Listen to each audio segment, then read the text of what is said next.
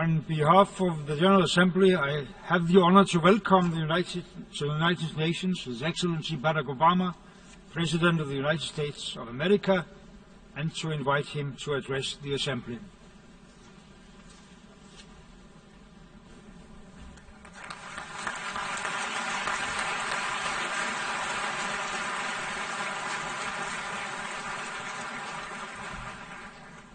Mr. President, Mr. Secretary General, fellow delegates, ladies and gentlemen.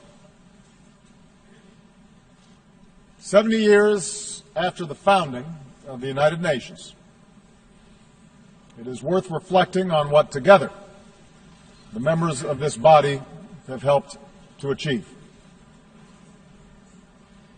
Out of the ashes of the Second World War, having witnessed the unthinkable power of the atomic age, the United States has worked with many nations in this assembly to prevent a third world war by forging alliances with old adversaries, by supporting the steady emergence of strong democracies accountable to their people instead of any foreign power, and by building an international system that imposes a cost on those who choose conflict over cooperation, an order that recognizes the dignity and equal worth of all people. That is the work of 7 decades. That is the ideal that this body, at its best, has pursued. Of course, there have been too many times when, collectively, we have fallen short of these ideals.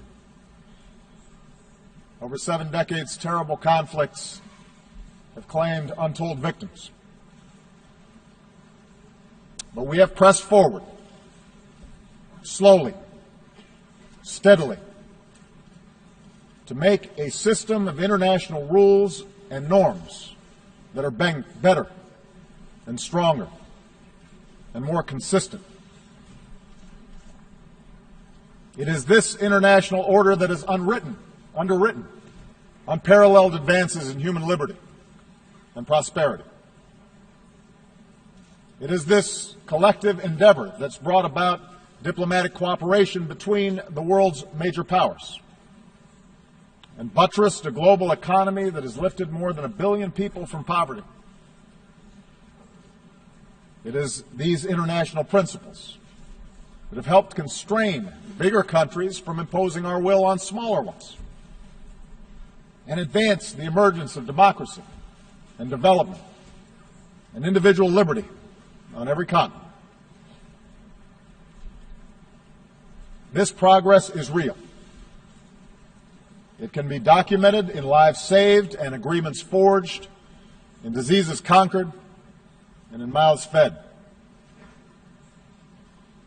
And yet we come together today knowing that the march of human progress never travels in a straight line, that our work is far from complete, that dangerous currents risk pulling us back into a darker, more disordered world.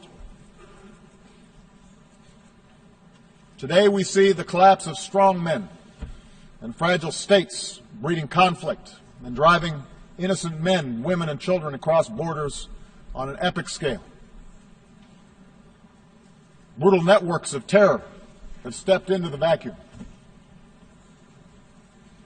Technologies that empower individuals are now also exploited by those who spread disinformation or suppress dissent or radicalize our youth.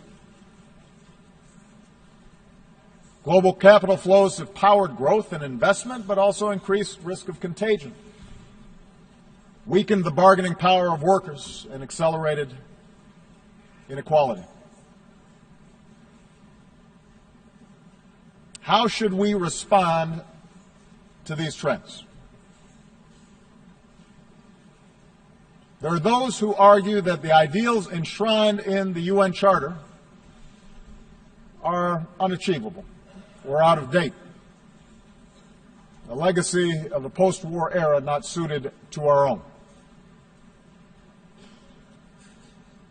Effectively, they argued for a return to the rules that applied for most of human history and that predate this institution.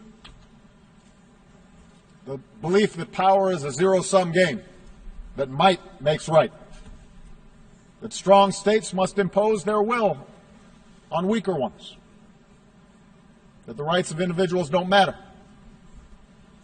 and that in a time of rapid change, order must be imposed by force.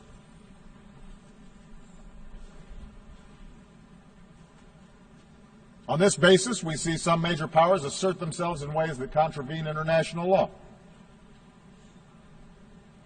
We see an erosion of the democratic principles and human rights that are fundamental to this institution's mission.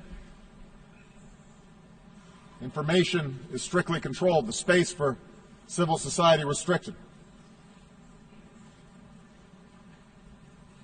We're told that such retrenchment is required to beat back disorder, that it's the only way to stamp out terrorism or prevent foreign meddling. In accordance with this logic, we should support tyrants like Bashar al-Assad, who drops barrel bombs to massacre innocent children, because the alternative is surely worse.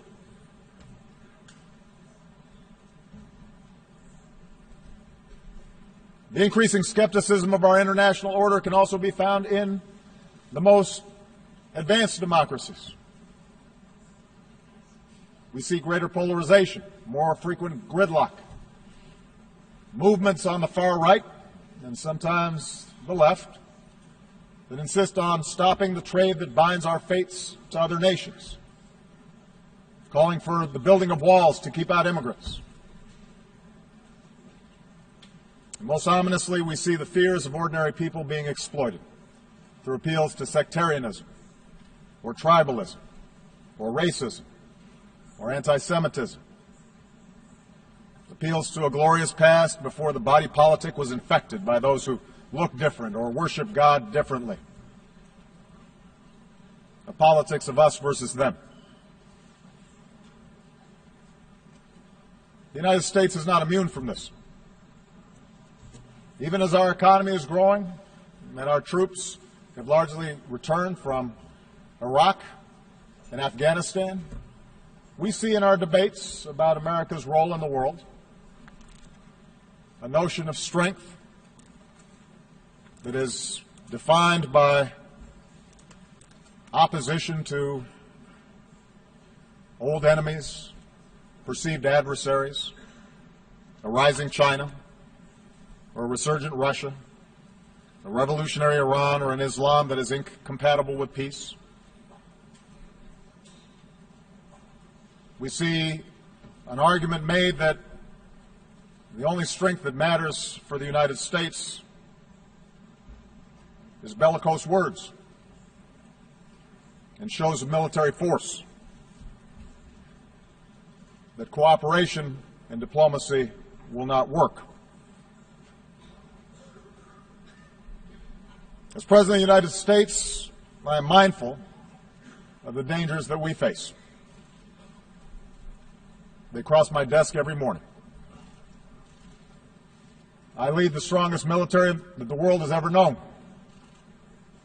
and I will never hesitate to protect my country or our allies unilaterally and by force where necessary. But I stand before you today believing in my core that we, the nations of the world, cannot return to the old ways of conflict and coercion. We cannot look backwards. We live in an integrated world, one in which we all have a stake in each other's success. We cannot turn back those forces of integration. No nation in this assembly can insulate itself from the threat of terrorism or the risk of financial contagion, the flow of migrants, or the danger of a warming planet. The disorder we see is not driven solely by competition between nations or any single ideology. And if we cannot work together more effectively, we will all suffer the consequences. That is true for the United States as well. No matter how powerful our military, how strong our economy, we understand the United States cannot solve the world's problems alone. In Iraq, the United States learned the hard lesson that even hundreds of thousands of brave, effective troops, trillions of dollars from our treasury, cannot by itself impose stability on a foreign land.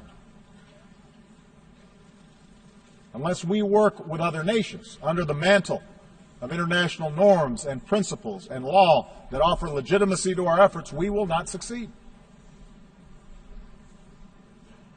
And unless we work together to defeat the ideas that drive different communities in a country like Iraq into conflict, any order that our militaries can impose will be temporary.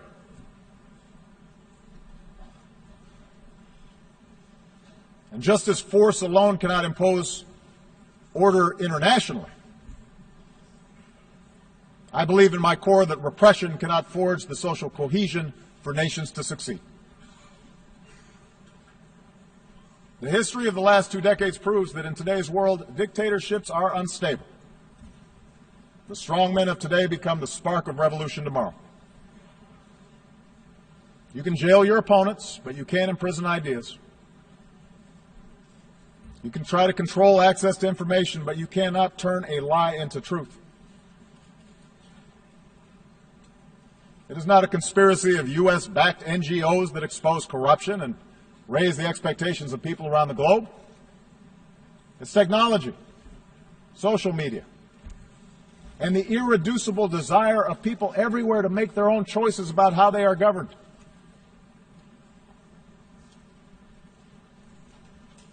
Indeed, I believe that in today's world, the measure of strength is no longer defined by the control of territory.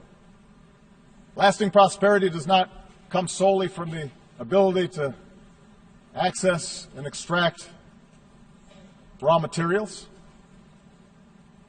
The strength of nations depends on the success of their people, their knowledge, their innovation, their imagination, their creativity, their drive, their opportunity, and that in turn depends on individual rights and good governance and personal security. Internal repression and foreign aggression are both symptoms of the failure to provide this foundation. The politics of solidarity that depend on demonizing others, that draws on religious sectarianism or narrow tribalism or jingoism, may at times look like strength in the moment, but over time its weakness will be exposed.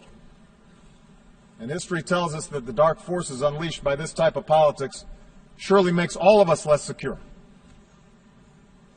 Our world has been there before. We gain nothing from going back.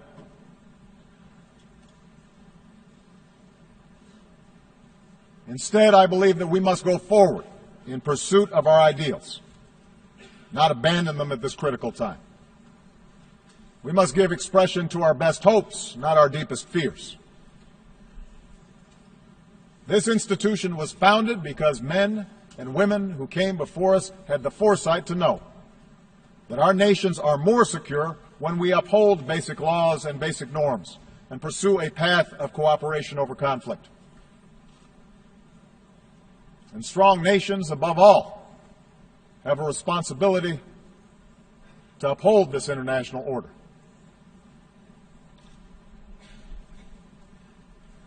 Let me give you a concrete example. After I took office, I made clear that one of the principal achievements of this body, the nuclear non-proliferation regime, was endangered by Iran's violation of the NPT. On that basis, the Security Council tightened sanctions on the Iranian government, and many nations joined us to enforce them.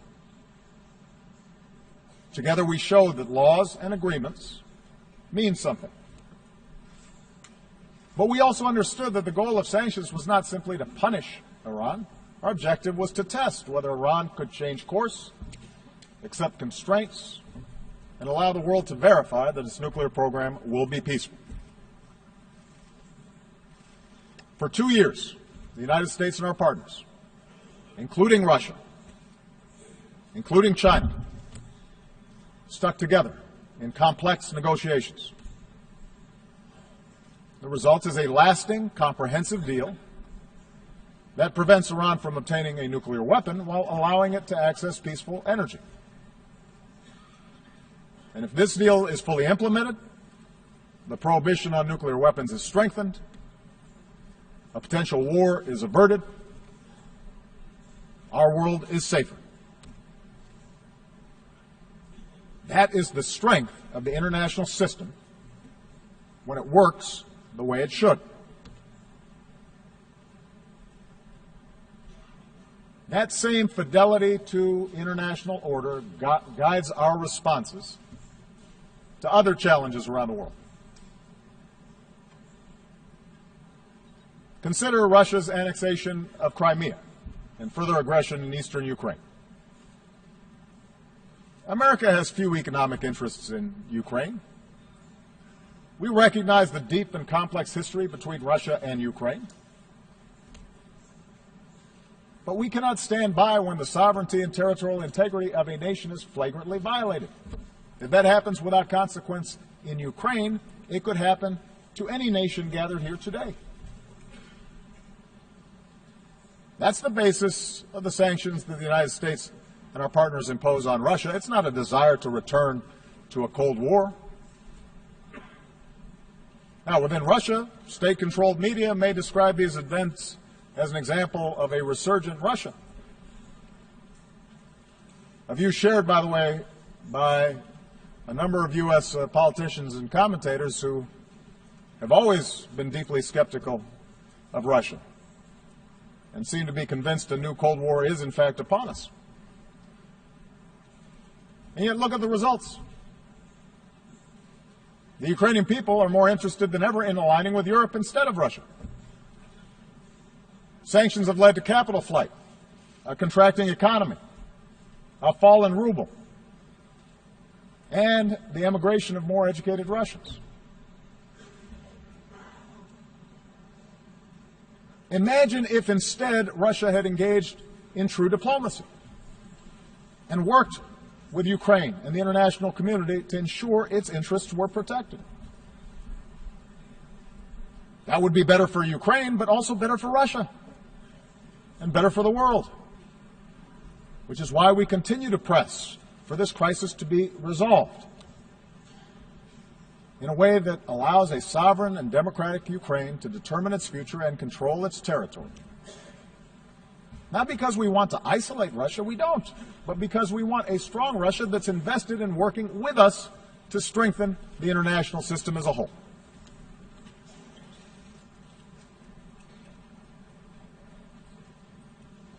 Similarly, in the South China Sea, the United States makes no claim on territory there. We don't adjudicate claims. But like every nation gathered here, we have an interest in upholding the basic principles of freedom of navigation and the free flow of commerce, and in resolving disputes through international law, not the law of force. So we will defend these principles while encouraging China and other claimants to resolve their differences peacefully.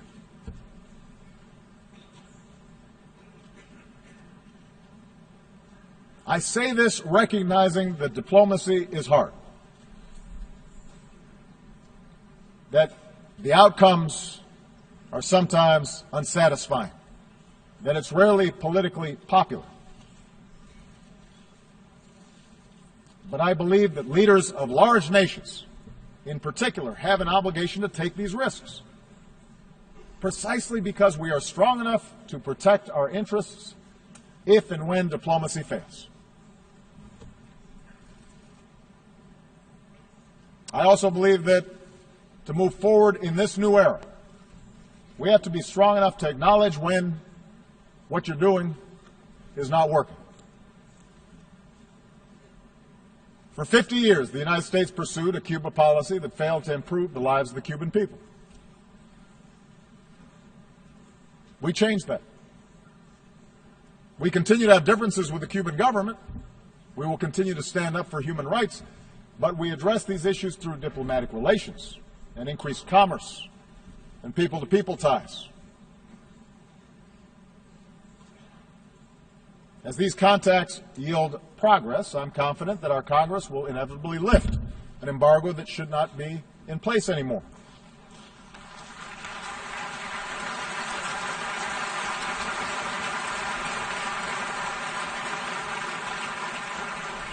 Change won't come overnight to Cuba, but I'm confident that openness, not coercion, will support the reforms and better the life the Cuban people deserve. Just as I believe that Cuba will find its success if it pursues cooperation with other nations. Now, if it's in the interest of major powers to uphold international standards, it is even more true for the rest of the community of nations. Look around the world, from Singapore to Colombia to Senegal. The facts show that nations succeed when they pursue an inclusive peace and prosperity within their borders and work cooperatively with countries beyond their borders. That path is now available to a nation like Iran, which, as of this moment, continues to deploy violent proxies to advance its interests. These efforts may appear to give Iran leverage in disputes with neighbors, but they fuel sectarian conflict that endangers the entire region and isolates Iran from the promise of trade and commerce. The Iranian people have a proud history and are filled with extraordinary potential. But chanting death to America does not create jobs or make Iran more secure. If Iran chooses a different path, that would be good for the security of the region, good for the Iranian people, and good for the world. Of course, around the globe, we will continue to be confronted with nations who reject these lessons of history, places where civil strife and border disputes and sectarian wars bring about terrorist enclaves and humanitarian disasters, where order has completely broken down. We must act, but we will be stronger when we act together. In such efforts, the United States will always do our part. We will do so mindful of the lessons of the past, not just the lessons of Iraq, but also the example of Libya, where we joined an international coalition under a UN mandate to prevent a slaughter. Even as we helped the Libyan people bring an end to the reign of a tyrant, our coalition could have and should have done more to fill a vacuum left behind. We're grateful to the United Nations for its efforts to forge a unity government. We will help any legitimate Libyan government as it works to bring the country together. But we also have to recognize that we must work more effectively in the future as an international community to build capacity for states that are in distress before they collapse. That's why we should celebrate the fact that later today, the United States will join with more than 50 countries to enlist new capabilities: infantry, intelligence, helicopters, hospitals, and tens of thousands of troops to strengthen United Nations peacekeeping.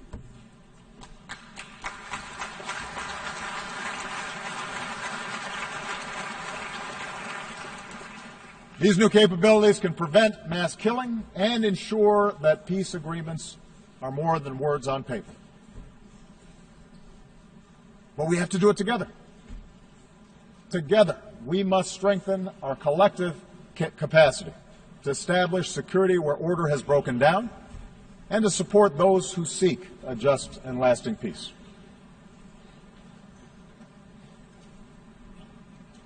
Nowhere is our commitment to international order more tested than in Syria.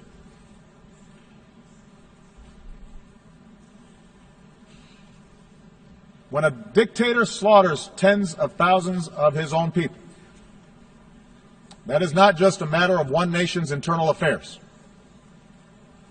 It breeds human suffering on an order of magnitude that affects us all.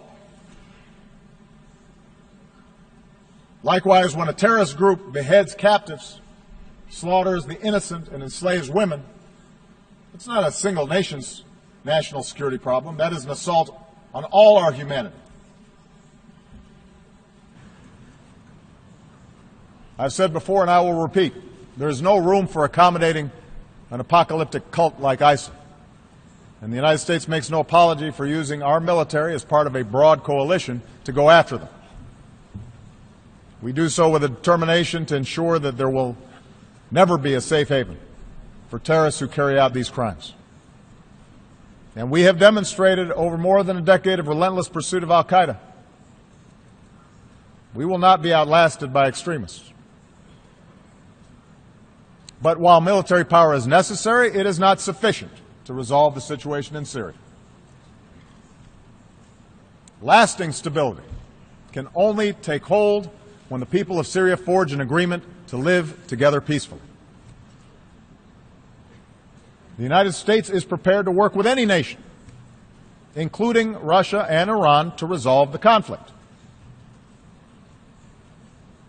But we must recognize that there cannot be, after so much bloodshed, so much carnage, a return to the pre-war status quo. Let's remember how this started. Assad reacted to peaceful protests by escalating repression and killing that in turn created the environment for the current strife. And so Assad and his allies can't simply pacify the broad majority of a population who've been brutalized by chemical weapons and indiscriminate bombing. Yes, realism dictates that compromise will be required to end the fighting and ultimately stamp out ISIL. But realism also requires a managed transition away from Assad and to a new leader, and an inclusive government that recognizes there must be an end to this chaos so that the Syrian people can begin to rebuild.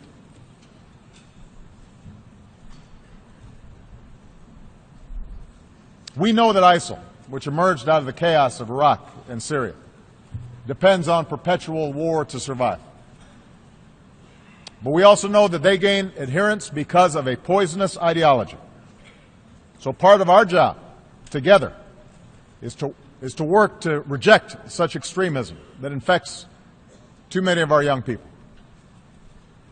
Part of that effort must be a continued rejection by Muslims of those who distort Islam to preach intolerance and promote violence.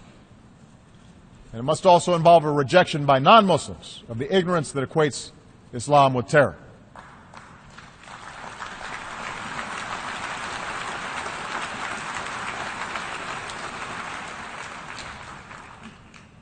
This work will take time. There are no easy answers to Syria, and there are no simple answers to the changes that are taking place in much of the Middle East and North Africa. But so many families need help right now. They don't have time. And that's why the United States is increasing the number of refugees who we welcome within our borders. That's why we will continue to be the largest donor of assistance to support those refugees. And today we are launching new efforts to ensure that our people and our businesses, our universities and our NGOs can help as well. Because in the faces of suffering families, our nation of immigrants sees ourselves. Of course, in the old ways of thinking, the plight of the powerless, the plight of refugees, the plight of the marginalized did not matter. They were on the periphery of the world's concerns. Today, our concern for them is driven not just by conscience, but should also be driven by self-interest. For helping people who've been pushed to the margins of our world is not mere charity. It is a matter of collective security. And the purpose of this institution is not merely to avoid conflict, it is to galvanize the collective action that makes life better on this planet.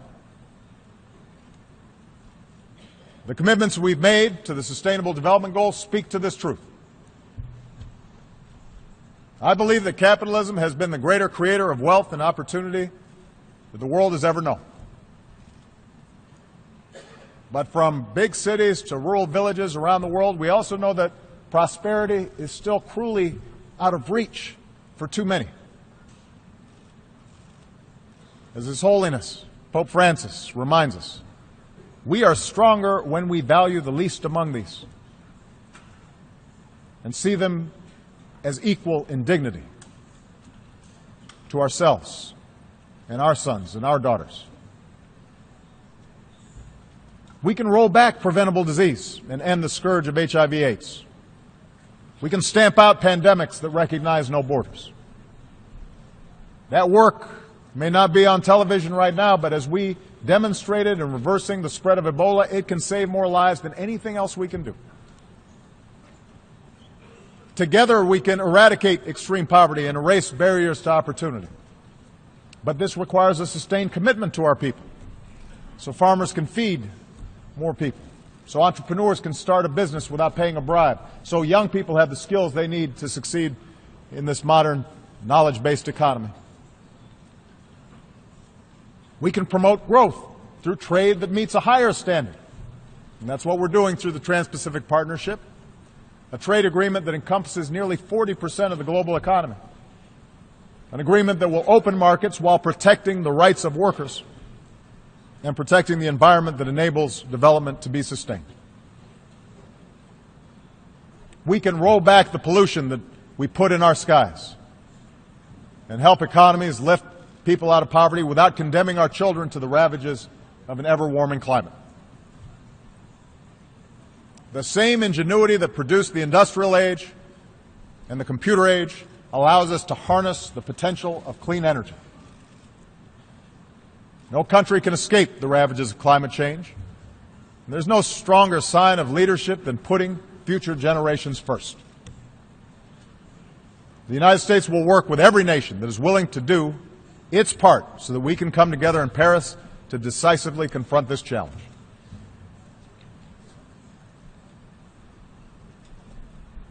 And finally, our vision for the future of this assembly, my belief in moving forward rather than backwards, requires us to defend the democratic principles that allow societies to succeed. Let me start from a simple premise. Catastrophes like what we are seeing in Syria do not take place in countries where there is genuine democracy and respect for the universal values this institution is supposed to defend.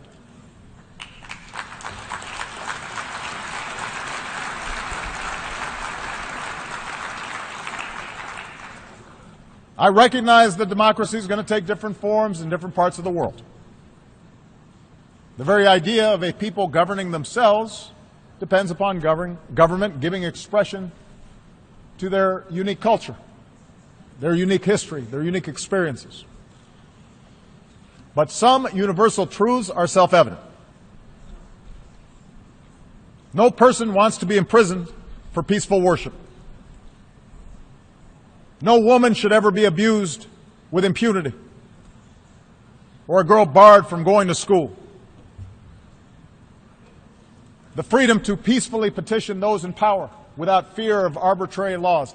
These are not ideas of one country or one culture. They are fundamental to human progress. They are a cornerstone of this institution. I realize that in many parts of the world there's a different view, a belief that strong leadership must tolerate no dissent, I hear it not only from America's adversaries, but privately at least I also hear it from some of our friends. I disagree. I believe a government that suppresses peaceful dissent is not showing strength, it is showing weakness, and it is showing fear. History shows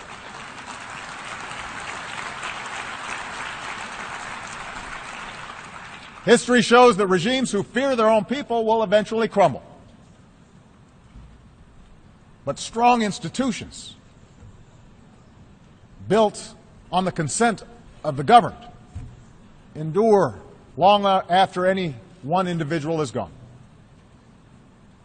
That's why our strongest leaders, from George Washington to Nelson Mandela, have elevated the importance of building strong democratic institutions over a thirst for perpetual power.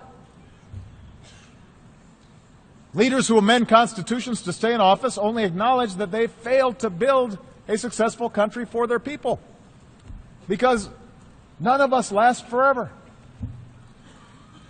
It tells us that power is something they cling to for its own sake, rather than for the betterment of those they purport to serve.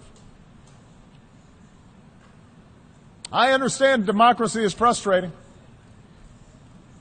Democracy in the United States is certainly imperfect. At times it can be dysfunctional. But democracy, the constant struggle to extend rights to more of our people, to give more people a voice, is what allowed us to become the most powerful nation in the world.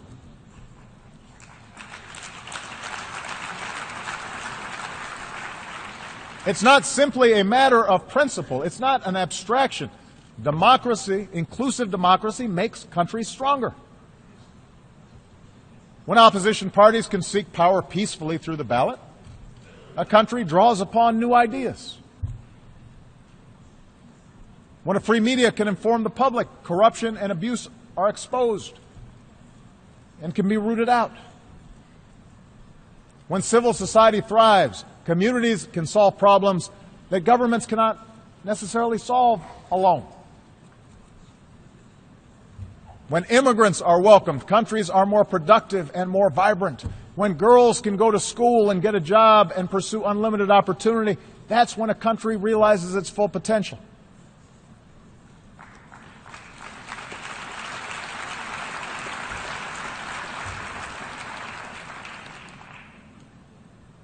That is what I believe is America's greatest strength. Not everybody in America agrees with me. That's part of democracy.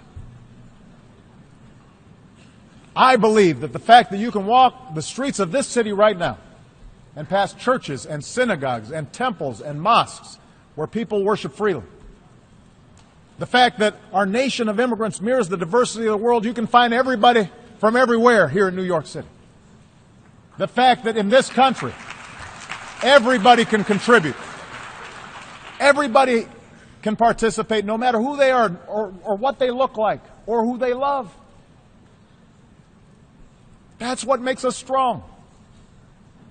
And I believe that what is true for America is true for virtually all mature democracies. And that is no accident.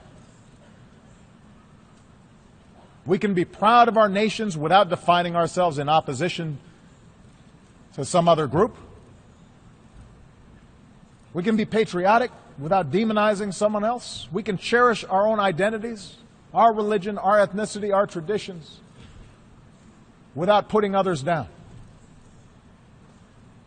Our systems are premised on the notion that absolute power will corrupt, but that people, ordinary people, are fundamentally good, that they value family and friendship, faith, and the dignity of hard work, and that with appropriate checks and balances, governments can reflect this goodness. I believe that's the future we must seek together. To believe in the dignity of every individual.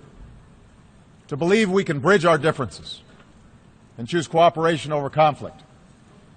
That is not weakness, that is strength.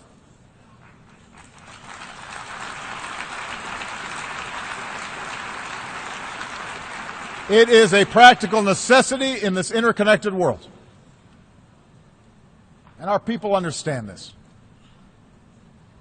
Think of the Liberian doctor who went door to door to search for Ebola cases and to tell families what to do if they show symptoms. Think of the Iranian shopkeeper who said after the nuclear deal, God willing, now we'll be able to offer many more goods at better prices. Think of the Americans who lowered the flag over our embassy in Havana in 1961, the year I was born, and returned this summer to raise that flag back up.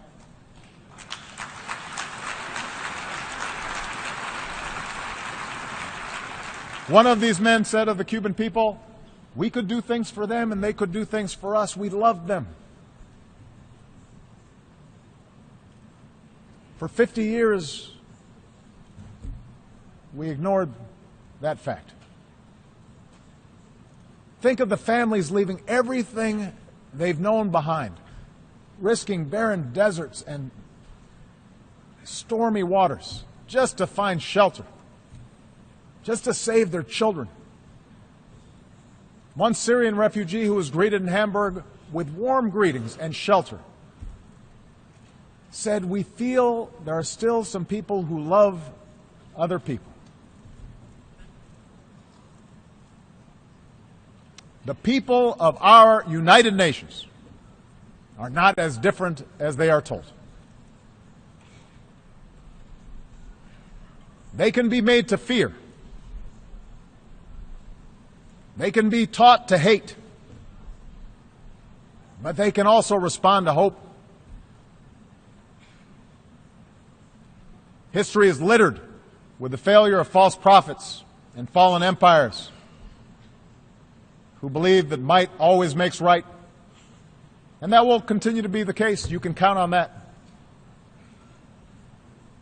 But we are called upon to offer a different type of leadership. Leadership strong enough to recognize that nations share common interests and people share a common humanity. And yes, there are certain ideas and principles that are universal. That's what those who shaped the United Nations 70 years ago understood. Let us carry forward that faith into the future, for it is the only way we can assure that future will be brighter for my children and for yours. Thank you very much.